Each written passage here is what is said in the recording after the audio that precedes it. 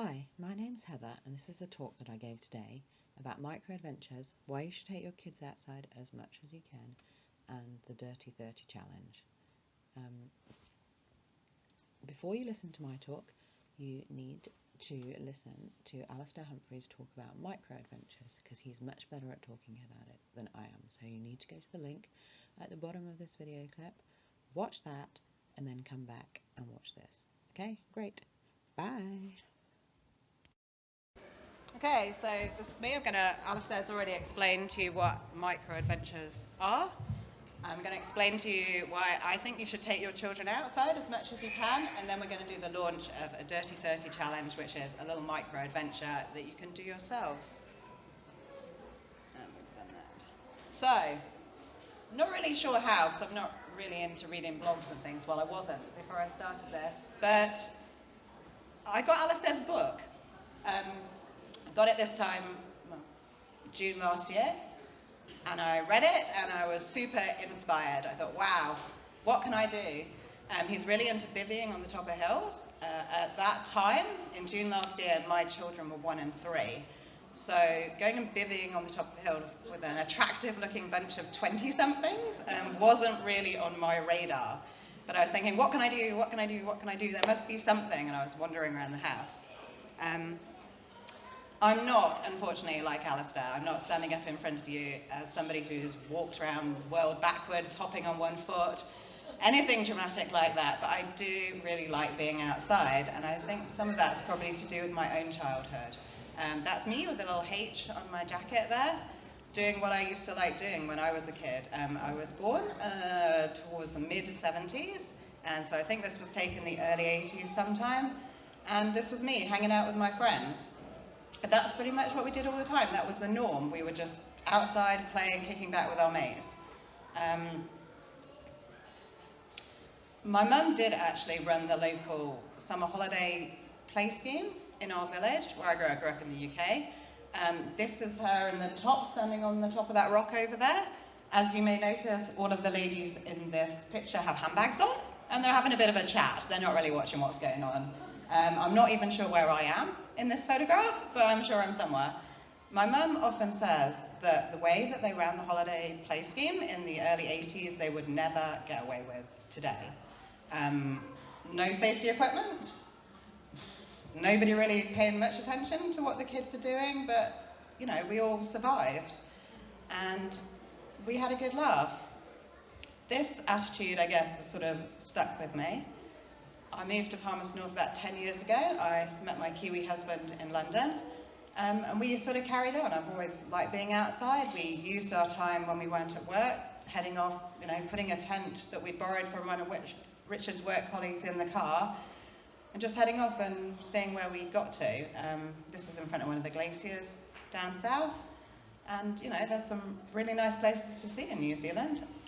We joined MUAC, the Massey Tramping Club, when we got here, and we carried on going tramping and drinking with them for as long as we could basically get away with it, and look that we could still pass off as students. But anyway, as I mentioned, life sort of changed. It's about nearly 5 years ago now. We have 2 children, but being outside with little kids is actually pretty good. Even if you've had no sleep, getting outside blows the cobwebs away a little bit. Maybe not getting so far away from home. This is taken down by the river, down near where I live. But it was still, you know, it was outside, and we all felt better for getting out. Eden's holding a stick, and Eden's got something, you know, Josh has got something to eat, and we're all having a nice time. But when I was wandering around the house, thinking, what sort of micro-adventure can I do? This is pretty much what I was looking at taking with me. So that little bag that Alistair had, I was going to have to take these 2 with me. So what can I do? What can I do? Walked into the kitchen, and for some reason we had this on our kitchen bench, which is, if you're not familiar with this, it's the map of all the playgrounds in Palmerston North. It's not that exciting to look at, I have to admit, but it sort of fulfilled most of the criteria of a micro-adventure in Alistair's book. It was sort of a bit challenging. There's quite a lot of them on there. It took us to places that we'd not been to before. And to be honest, that was good enough for me. So put the kids in the car the next morning and off we went to Campbell Reserve. Right, we're going to ride all those slides. Had a catchy name, always important. Never been down this street before, I don't think, before this day. Managed to somehow find it and find the playgrounds. And that's slide 1 and slide 2 of our Ride All the Slides project from last year. And in November, we finished it. Made a lovely poster for our toilet. And has been useful since. If we don't know what to do, we go look in the loo and we pick a playground to go to. But it turned out to be a lot more fun than we thought it was going to be. Some were slightly challenging on my map reading ability, so that was sort of fun, driving around town trying to find these places. But another angle to it was that Josh was still 3 when we finished this, but he got excited about going new places and going to find these things. And to me, you know, that's good. I like having a child who's excited about doing new things and to go new places. So we finished this last November, about a year ago now, when I was writing this talk and looking at the date. And I did come up with another project, also wandering around the house again. I found a book by Andrew Crow that I bought when I was a backpacker here many moons ago about native trees. Came up with another catchy title called Track Down All the Trees. We're going to, you know, learn some native trees. We're going to go and find these things. Still a work in progress, that one. For some reason, I decided that I would take a picture of a child pointing at each of the trees, which was sort of the downfall at the start because they're not as compliant as you may think.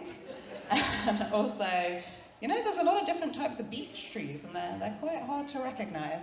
So luckily, Alistair came up with something a little bit better, which is around the end of last year, his project for 2015 was My Year of Microadventure. Doesn't look much looking at it, but his suggestion was that you do a microadventure for one night each month.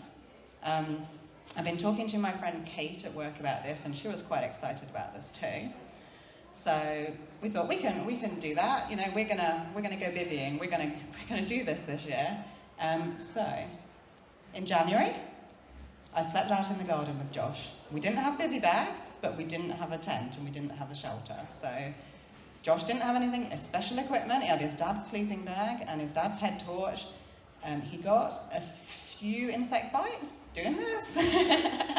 But we survived to tell the tale and we had a lot of fun and we were quite taken with the whole idea. Kate and her daughter Ruby slept out in their garden in January. So we were on the way, we were going to do this. There was a slight step backwards in our household in February because we decided we still had that same tent that we borrowed many years before, and I think in the end we paid a box of beers for it so that we could keep it. We decided we were going to get both kids to sleep in this tiny tent, and unfortunately it was a bit of a step backwards because Eden, who was now 2, was just too excited. The head torch was very, very exciting. The moon was ridiculously exciting. He was just standing in the garden shouting moon. It didn't go well. He's holding a glow stick and a little Lego torch thing. They were also amazingly exciting. So he got banished inside about 9 o'clock with Dad, and me and Josh slept in the tent. But then I got to work on the Monday morning, and Kate and Ruby had been to Rangi Hut over the weekend, and I was envious. And I said, right, Josh, we have done enough practicing now. In March, we are getting out of this garden. So, Kate and I did some rigorous research on which huts were around and how far away they were. And we found one called Alice Nash, which is up in Apathy. It's not that far away. It's a 45-minute walk to the hut. I knew Josh could walk for 45 minutes because we'd done the Tawa Loop with him a couple of times, which is pretty much a 2-hour walk. So Eden stayed at home with Dad, not even talking about him. And Kate and I, so Kate works full-time, Ruby's at school. After school and work on one Friday night, you know, we were relatively sensible. We checked the weather forecast and things. We got in our car and off we went. And we had a great time. We planned our route. We walked over little bridges. We made it to the hut, no problem at all. Sunrises, sunsets, fun bunks to play on for the kids. There's a nice river down there, walked down to the river the next day. Went on a pretty unsuccessful hunt for glowworms on the way back, because it was the middle of the day, but you know, it was sort of interesting anyway, and we really felt, we were actually home probably about 24 hours after we left, but we had a really good time. And so after that, we started to think, hey, maybe some other people would like to come with us, and maybe some other people know something about tramping in the area with children, and it might be quite helpful if we could find out, you know, because it's all good and well. I think I had seen on bits of paper that Alice Nash was, you know, only 45 minutes away, and you could get there and you could go there with a child, but we didn't know anybody who'd done it. And it's different to see pictures of somebody you know doing it versus reading an account from Doc, which says it's quite easy. So we had been following what was going on with the Microadventure stuff in the UK, and there were little groups starting to set up, and we thought, oh, if we were in the UK, like, we'd join them, they look pretty cool. But we can't find anything around here. And we couldn't find any family tramping clubs. We couldn't find anything really outdoorsy which was aimed at children as young as ours. So we talked to a guy who'd set up a tramping club, a family tramping club in Christchurch, which looked awesome, to be honest. And he said, start one yourself. He'd started his, he was very enthusiastic, he'd started his by putting little signs on trails around Christchurch where it said, hey, you a family? Come join my club. And that's how he'd started. So we thought, okay, we can do this. We came up with possibly the worst name ever. Nobody can get this name right. But from a social media, we were doing this via Facebook, a social media perspective, it is what it is. It says what it is. So the Manawatu Family Microadventures group, and we started it via Facebook because we knew everybody was looking there. Anyway, the purpose of the group was that we could share information about things you could do with your kids outside. If you've been somewhere, you could like show us some pictures and tell us a bit about it. And if you wanted to go somewhere and you didn't have anybody to go with, you could post it in this group and say what you wanted to do and see if anybody wanted to come with you. That was sort of the idea. And it has changed slightly. Well, there's been one additional. We started this in March. Since then, we decided to start up rain or shine meetings on Fridays, because I don't work on Fridays, and I was doing this sort of stuff anyway, so we meet around town wherever we feel like going and do something outdoors. Unfortunately, I decided to start that in June, which was somewhat stupid, because I really had to put my money where my mouth was, and I don't know, I'm the sort of person, as you see, I like crossing things off and doing things, and I'd rather die than say I was going to do something and not do it. So me and the kids were out quite a lot in torrential rain, gale force winds, having a lovely time in June because we said we were going to do it. But in the end, actually, that was pretty good for my family. And even if not always people came with us, we had a good time, so that's all good. So this was actually our first meeting. We went to, so with our little group, we just racked our brains for anybody we already knew who we thought might be interested. This was taken out at the little loop walk on the other side of the gorge back in March. We did a scavenger hunt. I couldn't find any scavenger hunt sheets which were suitable for New Zealand on the web because they all seem to have pine cones and things on them, which hopefully you shouldn't find in a New Zealand bush situation. Or they were quite involved and quite clever and they wanted to teach you something and say, oh, what have you found and what do you think about it? But we really wanted something which just had like a picture of a stick on it, so the kids could find a stick. So I made something. So we walked around there. Quite a few people were quite surprised about how far their kids would walk when they put them in a situation with other children. Because, you know, if you go on your own, like, come on kids, let's go for a walk. You know, you're sort of the entertainment and the enthusiasm, and depending on how you're feeling that day, that can go well or it can not go so well. But when you're with a group, the dynamic changes and the kids will just run off on their own. And you don't have to watch them so much, which is quite good. And very character building for them. So we did this, we walked to the calf, and then we all had a lovely lunch, and it was all quite good, and we were all quite inspired by it. So after that, we'd seen quite a lot of we're starting to see what was going on in the rest of the world on this, and there were lots of these idea sheets, and we thought, right, we can do that. And the idea is, I can't read it from there, it's got a lot of lists of things that you can do if you live in Palmerston North, for free, just going outside. With small children, or not with small children. If you haven't got any, you can still do this. So the idea was that it's nice and colourful, you can stick it on your fridge, And if you're having one of those days where you couldn't really think of what to do, you just look at it and there's some ideas for you. So when we were putting this together, I said we started to realise that we were on trend, and Kate and I love to be on trend. There's a lot going on in the world on this sort of stuff, and I guess we'd come into this from just wanting to get outside more with our children. There are a lot of people in the world who are telling you why you really should be doing this and the very serious messages behind this. About 10 years ago, a guy in America called Richard Louv wrote a book called Last Child in the Woods, which is sort of a call to action. His point is that childhood today is not even the same as my childhood was nearly 40 years ago. That heading off down the stream, not really telling your mum where you were going, and having to be back for tea, that doesn't exist so much anymore. There are people doing it, I'm not saying they're not, but it's not the norm by any means. All these books and things and the challenges that you can see on here have come out. How to Raise a Wild Child, maybe 2 years ago, books of family adventures. There was a film called Project Wild Thing that we showed last week, which comes from the UK, which talks about these issues. The National Trust in the UK has a campaign called 50 Things to Do Before You're 11 3/4. Doc's got leaflets about exploring nature with children. The Every Child Wild campaign came out from the UK in the last month. So this stuff's really taking off at the moment. Their main concern, really, from the environmental aspect, is that most of the world's campaigners, the people who are trying to make things better for the environment, spent their childhood doing things like this. And when they think about why they want to make the world a better place, they remember back to their childhood. They have memories of exploring, of really, their special place in nature that they went to a lot as a child, where they built dens, built forts, played out with their friends. They really feel connected to the world through their childhood, and that's what made them want to go and do what they're doing with their lives. Other agencies are interested in children playing outside, basically from a physical activity perspective, although there has been a move to more organised sports and things.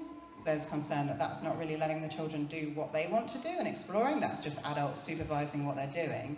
And actually taking your children to, say, a rugby class, there's actually driving them there, they do the rugby and they go home again. So how much physical activity they're getting versus going to the park and running around like a lunatic and playing tag for an hour is a bit concerning. Also, the sort of autonomy of being able to go off on their own and play with their friends, not being supervised by adults, is a concern to some people. And mental health issues apparently are growing in children. And for some children, spending a lot of time cooped up inside is not best. As I said, having small children going out for a walk actually calmed me down quite a lot. Blew the cobwebs away, made me feel better, and probably made me a nicer person to be around my children. As we're here in the library, I don't know if there are any Dr. Seuss fans here, but this is taken from the Lorax, which was written in the 70s.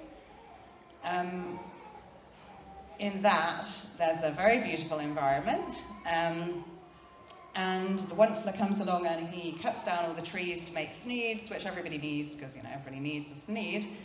And the lovely environment, they cut the last tree down. It's not there anymore, and everybody, town is as it is. But this child comes along, and the Onceler says, unless someone like you cares a whole awful lot, nothing is going to get better. It's not. And he gives him the seeds of the trees to plant them again. And the hope is that the child will go off and replant the forest, and the environment will go back to the way it should be, which is a nice message, I think. So I mentioned all these other campaigns. You won't be able to read this, but this comes from the UK in the last month, the Every Child Wild campaign.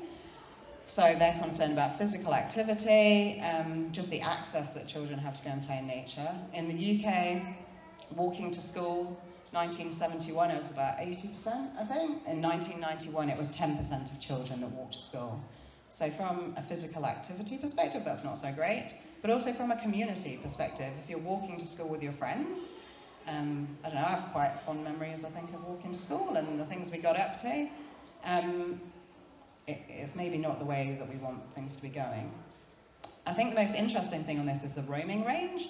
So in 1915, the average child roamed, so that's on their own, without parental supervision, about 6 miles from their home. So they sort of connected to that area. By 100 years later, and this year, it's 300 yards. And I have to say, probably from my experience of living here, that's probably correct. Not everybody, by all means, but on average, probably not that far from reality. So we've been looking at these sort of things, all very interesting topics of conversation, and we thought, no, New Zealand, no, it's not like that here. New Zealand, awesome environment. You know, we all live here, we all love the environment. You know, we make a lot of money as a country out of tourists coming here to see this fantastic environment. Surely not. We're all outdoorsy. So this report came out in September. There's also a terrible slide from AUT and sponsored by Purcell, incidentally. Interesting thing on here. It's true. So this is a parental perception survey. So they asked parents, 2,000 parents, what age do you think children should be able to do things on their own? So this is to compare it to what we've just seen from the UK. They said, at what age should children first be allowed to roam the neighbourhood alone? So 25% of parents said that 16 to 18-year-olds should not be allowed to roam their neighbourhood alone. So that means no children should be out on their own. And basically, I think you have to get to about maybe age 12 before 50% of parents think that's okay. And you know, nowadays you think, okay, that's not so bad. But then you think back to your childhood, and what age were you doing things? So at age 5, I probably had the free reign of the street. I definitely remember being in the sweet shop at the end of the road, which we were not allowed to go to, because we'd found some money, and me and my brother were buying some sweets. And I don't think anybody noticed that we'd gone, because, you know, we could just go down the street and nobody really cared. And at age 11, I was getting a bus to school. I mean, I wasn't on my own. There were other people around, and I lived in a village in the UK, but there was no adults supervising us doing this. So I personally think this is not a great thing. On the radio, I heard this morning, reports come out from NZTA about traffic, transportation things, and on that, 3% of New Zealand secondary school children cycle to school, and 2% of New Zealand primary school children cycle to school. And that's, you know, that's what the stats are, so that's also quite interesting. This was another thing which I found personally very interesting after all that standing in the rain and gale force winds in June with my children. So the interest is, how often do you allow your child to play outside when it's raining? And the interesting part is the people who never allow their children. So there are a lot of parents now who think it's too cold and their children will get sick, which may or may not be true, but this is definitely not how my mother was thinking. My mum wasn't putting me outside so that I could bond with nature or anything like that. She just wanted me out from under her feet, and going outside was a good way to do that. And, you know, a little bit of rain never hurt anybody. That's how I grew up. And unless it was absolutely horrendous weather, I'm not really sure how that was defined, you should be outside. I don't know if it's because I'm English, but also in England, you know, the British summer can be very short sometimes. So if a bit of sunshine comes in England, you've got to get out there. I mean, you see people in London, like a little bit of sunshine, everybody's in bikinis, like sunbathing, everybody's going home on the tube bright red. So it's been branded into me, I think, that if the weather's good, you should be outside, because this might be it. It might rain for a month tomorrow, so you've got to be outside today. Seize the moment, people.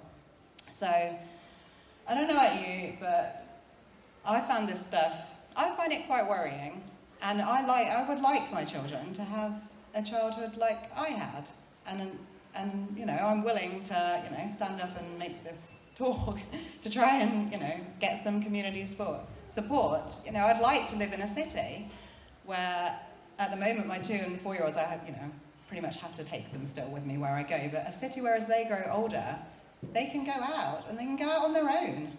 And I don't have to watch them all the time. But if it's just me sending my children out, where are the gang of kids they're going to play with if none of the other parents are going to let their kids go out? So this really is about working together and looking at ourselves and looking at what we're doing and seeing how as a community we can work together, it's only a slight shift to put things, back in balance a bit more and hope that our kids get the same childhood or some of the good experience that we got. Because looking at that roaming graph, a lot of my good childhood memories would not exist if I was a child now.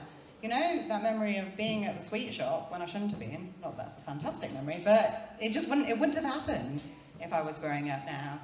And I have memories of just going to the field, climbing trees, building dens, getting stuck down streams in, with lightning and stuff coming down.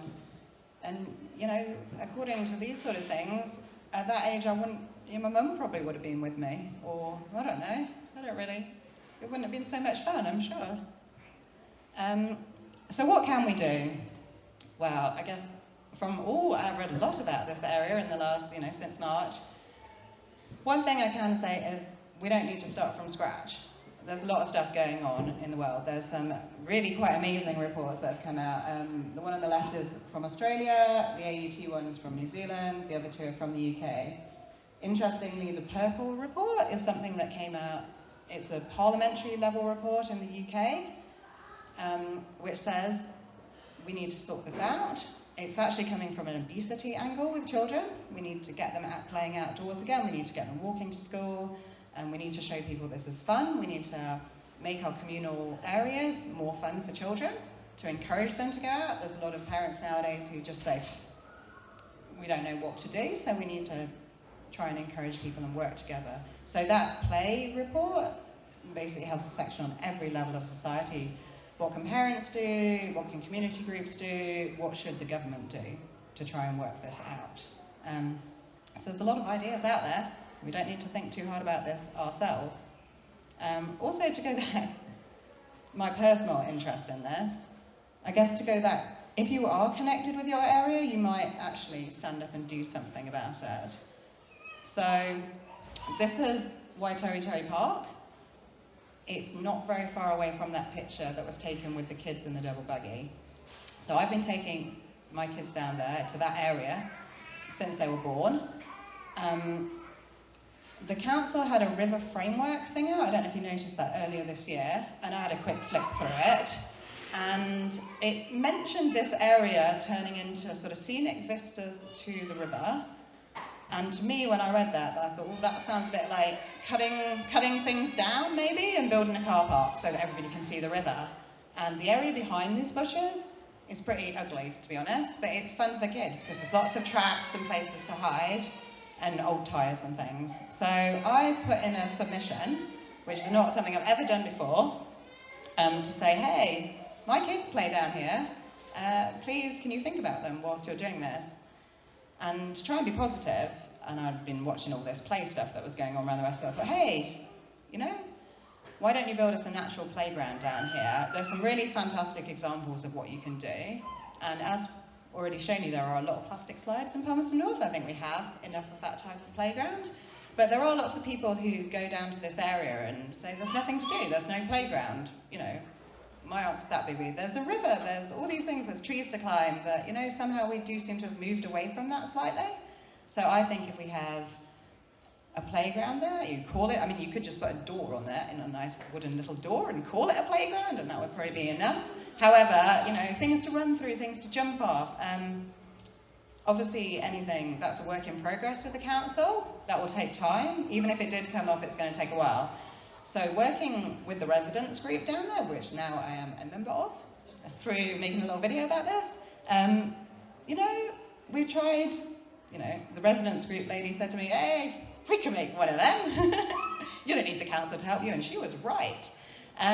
We had some amazing Duke of Edinburgh students who've been clearing areas in the trees. So there's another tree swing, some magic tree swing fairies came along and put some tree swings up. And that's my oldest son in one there. It's got quite a long thing on it. It's quite good fun.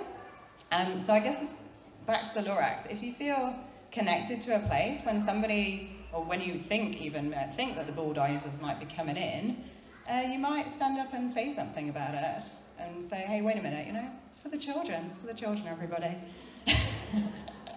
And on that thing, another tree swing fairy has turned up around town. This was actually taken this morning in Springdale Park. You probably don't know the name of that because I never knew what it was called. But if you go up Atterfy Road, in between Atterfy Road and Heathcote Place, there's some bush. And for small children, I run through there quite a lot on my lunchtime run when I don't have the children with me. But these areas, you think they're small as an adult, or you just run through them, it takes 2 minutes. But if you go with small children, they suddenly seem a lot bigger. And with the magic tree swing fairy arriving in this area, that swing actually goes over quite a big drop. But my husband worked out how to tie our children on this morning, so it was good. It's fun. Look how happy he is. But instead of just walking through the area, there's a lot of parents who just don't want to go for a walk. They just don't. They're not interested. But if you say, there's a tree swing there, it's quite good fun, it's putting a different spin on it. And parents, I think, get told enough nowadays that they're doing everything wrong. We let our kids watch too much TV. We don't, those lunch boxes. What have you put in that lunch box? Have you just given them a biscuit?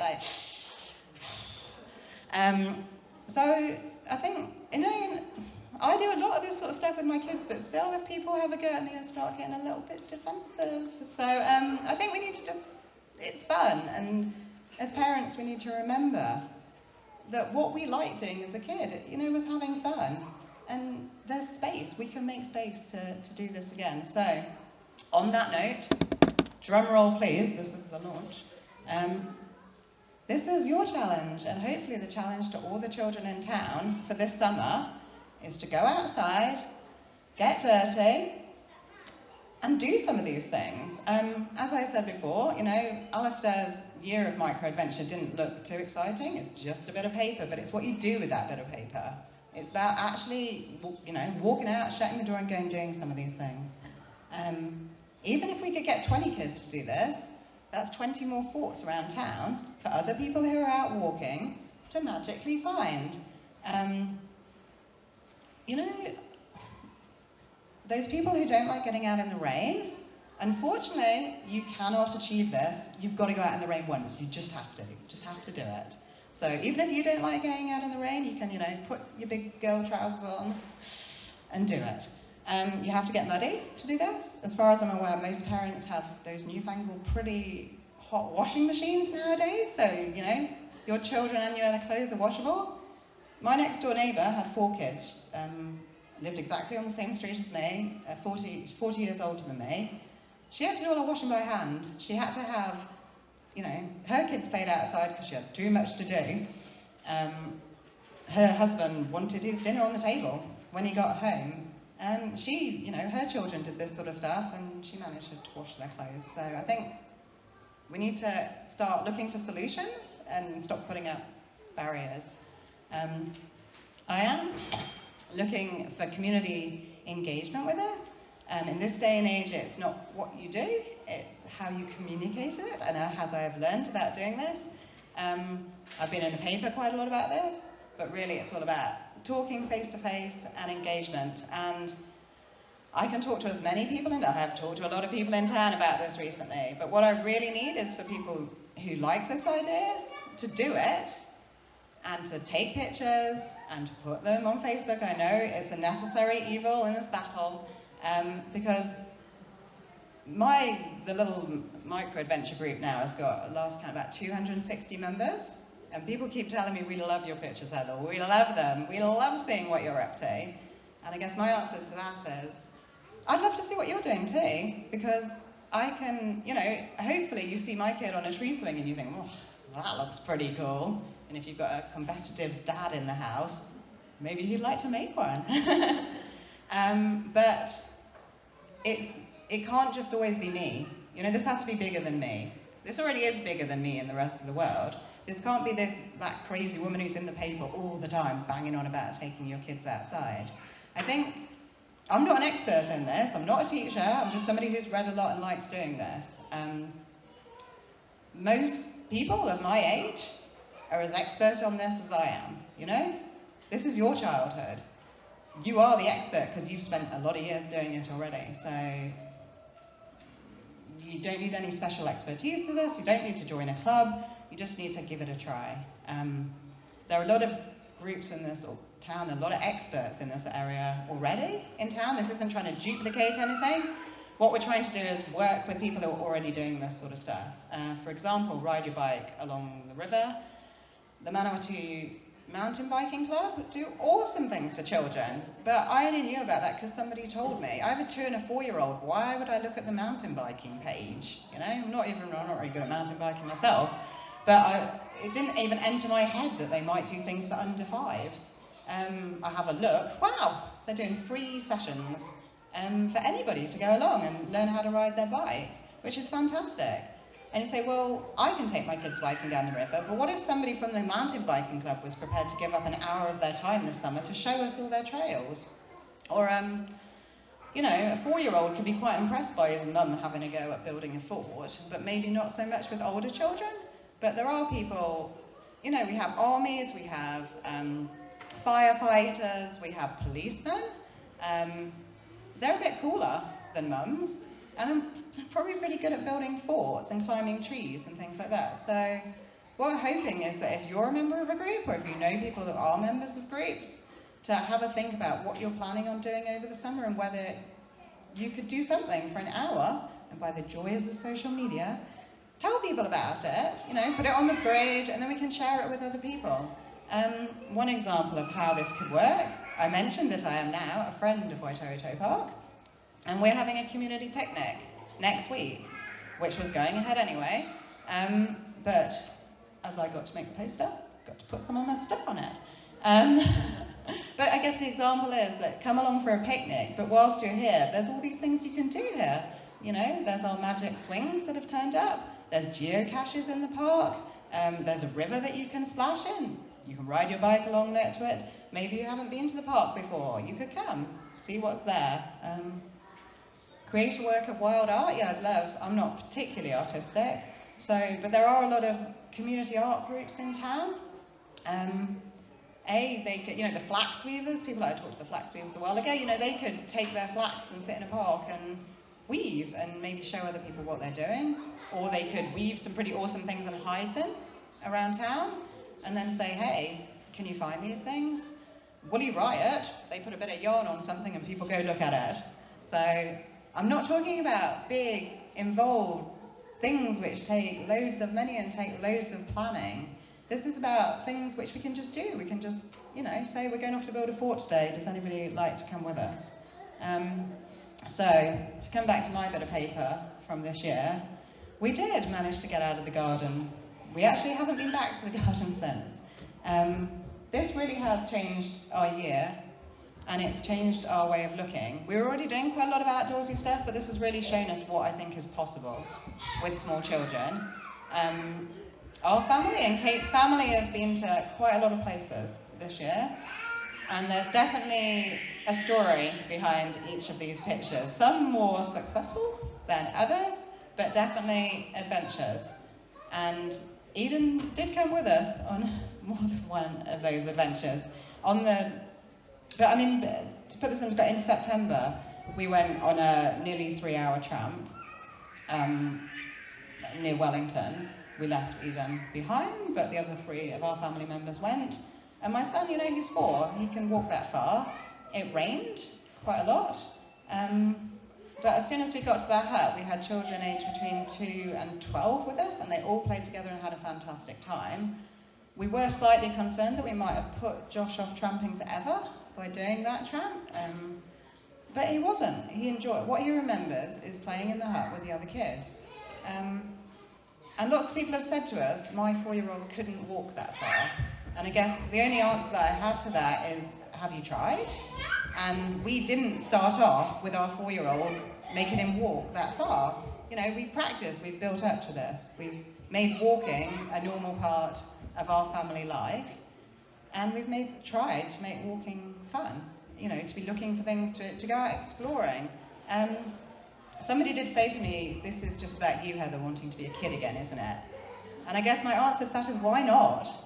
I know a lot of people who, you know, parenting's so hard, it's so hard. And it is hard at times, but also there are these moments which are really good. And it is, you know, it's an opportunity. I was swinging as high as I could today, and it was good, it was fun, you know? And I think that's what we need to remember. So all I can say is thank you for listening to me talk for such a long time, and join us, please.